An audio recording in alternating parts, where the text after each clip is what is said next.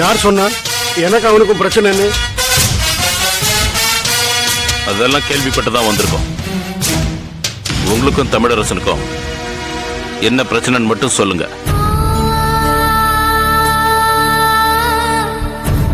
நான் மயிலாப்பூர்ல ஒரு மெஸ் நடத்திக்கிட்டு இருந்தேன். நான் உண்டு என் வேலை உண்டுன்னு சாதாரணமான வாழ்க்கை தான் வாழ்ந்துகிட்டு இருந்தேன். எனக்கு ஒரு பையன் இருந்தான், பேரு ஜெயராஜன்.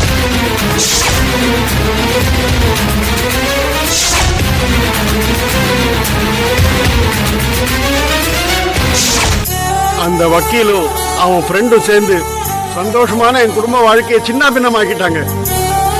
கட்டி கேட்க போன என் பையனை கஞ்சா வியாபாரம் பண்றான்னு சொல்லி பொய் கேஸ் ஜோடிச்சு உள்ள தள்ளிட்டான் அந்த லாயர்.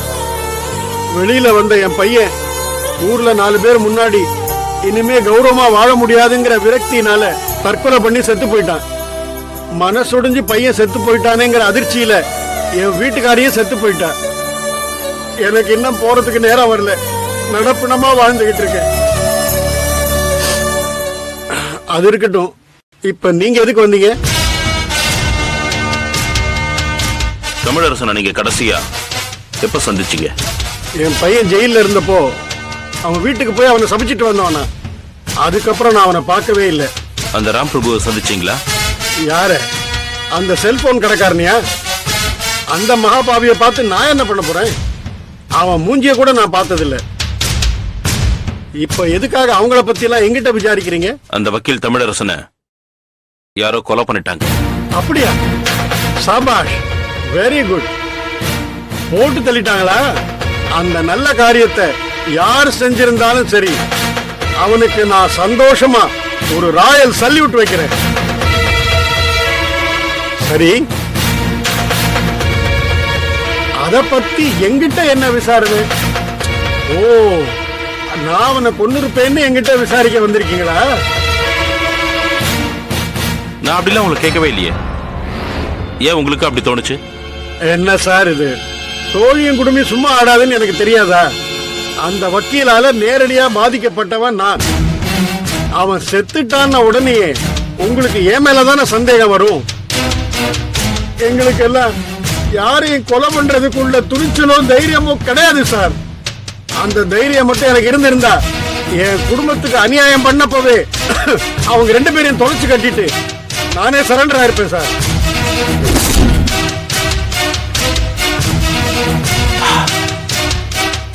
சரி, அந்த சொரூபா யாரு? சொரூபாவா? அது யாரு? அதையேதான் நான் உங்களை கேட்கிறேன். ஏன்னா தமிழரசனையும் ராம் பிரபுவையும் ஒன்னா தெரிஞ்ச ஒரே ஆள் நீங்க மட்டும்தான். இந்த கேஸ்ல தமிழரசனுக்கும் ராம் பிரபுவுக்கும் சொரூபா கூட்டாளிங்கிற வரைக்கும் கண்டுபிடிச்சிட்டேன். அதுக்குதான் நீங்க எப்பவாவது அந்த பேரை கேள்விப்பட்டிருக்கீங்களான்னு கேட்டேன். இல்ல, எனக்கு தெரியல. சரி, நான் வரேன். சார், ஒரு நிமிஷம். குற்றவாளிகளோட சேர்ந்து அவசரப்பட்டு நல்லவங்க யாரையும் தண்டிச்சிடாதீங்க.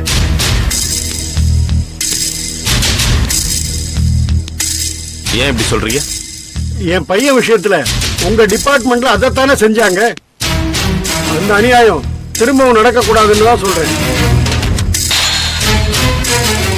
தேங்க்ஸ். என்கிட்ட அந்த மாதிரி நடக்காது. சார். என்ன சபி, எதுக்காக அர்ஜென்டா இப்ப என்ன வர சொன்ன? இந்த புக்கு கொஞ்சம் பாருங்க.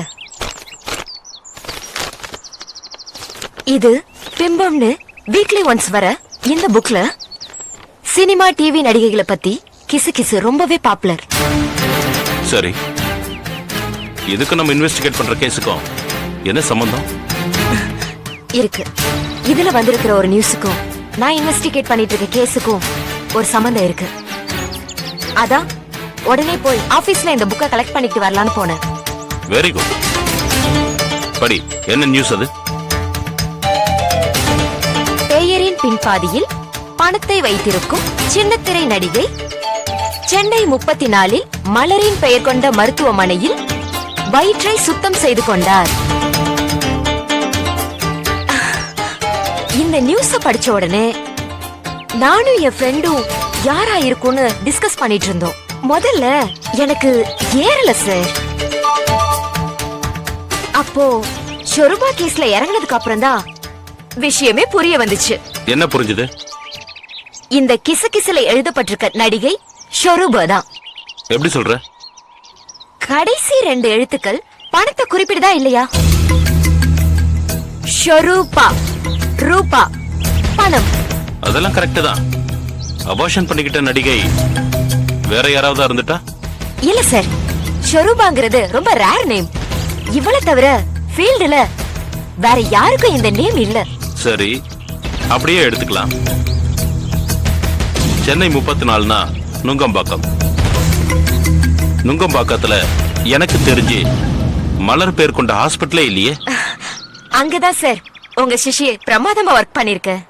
நுங்கம்பாக்கத்துல மொத்த ஹாஸ்பிட்டல்ஸ் 16.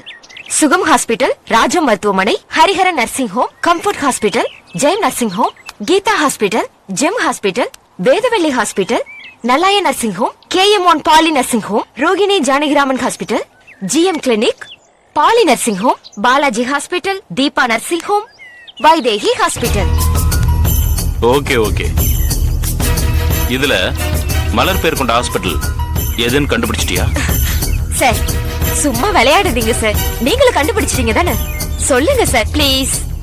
எஸ், ரோகிணி ஜானகிராமன் ஹாஸ்பிட்டல்ல ஷார்ட்டா ரோஜா ஹாஸ்பிட்டல்னு கூட கூப்பிடலாம். கரெக்ட். அதான் அந்த ஹாஸ்பிட்டலுக்கு போய் ஒரு நர்ஸ கரெக்ட் பண்ணி டீடைல்ஸ் எல்லாத்தையும் கலெக்ட் பண்ணிட்டேன். Very good. ரிசல்ட் என்ன? 6 மாசத்துக்கு முன்னாடி அந்த ஷொருபா அந்த ஹாஸ்பிட்டலுக்கு போய் அபார்ஷன் பண்ணிருக்காங்க.